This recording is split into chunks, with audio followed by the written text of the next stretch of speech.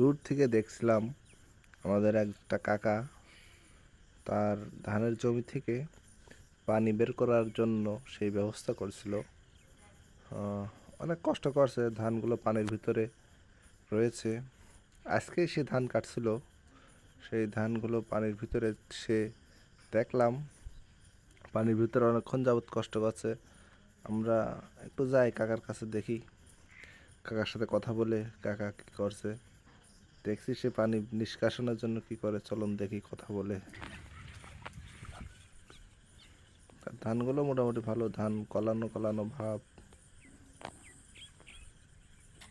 দেখতেই পাচ্ছেন আপনারা। কাকার সাথে একটু কথা বলে দেখি কাকার মনের অবস্থাটা কেমন যাচ্ছে, কিভাবে কি হচ্ছে। চলেন যাই। কাকা এই পানি কি করবেন? কি করে থাকবেন এত পানি? গাবলা দিয়ে থাকবেন? এ তো সব ভুঁইতে তো পানি। এখন খেতে হবে যাতে বাঁচানো যায়। ধান তো কলি যাচ্ছে। ধান একটা কলি আছে। খুব কলা এসে একটা কলা হবে কানে। সকালবেলা একবার গুটি বাল্টি দিয়ে গিয়েছি, সেখানে এসে পানি জন্য। বৃষ্টি তো হয়েছে দুপুর বেলায়। দুপুরবেলা বৃষ্টি হয়েছে। কালকে 3500 টাকা বিঘে কাটিয়ে নিয়েছি। কালকে জোর নিয়ে আইছে, বাড়িতে জোর নিয়ে আইছে। তো অনেক কষ্ট তাহলে এখন। ভাব কষ্ট রে বাবা। মানুষজন চাষ করবে কি করে এখন আল্লাহ এখন পানি দিয়েছে, এখন কি করা যাবে?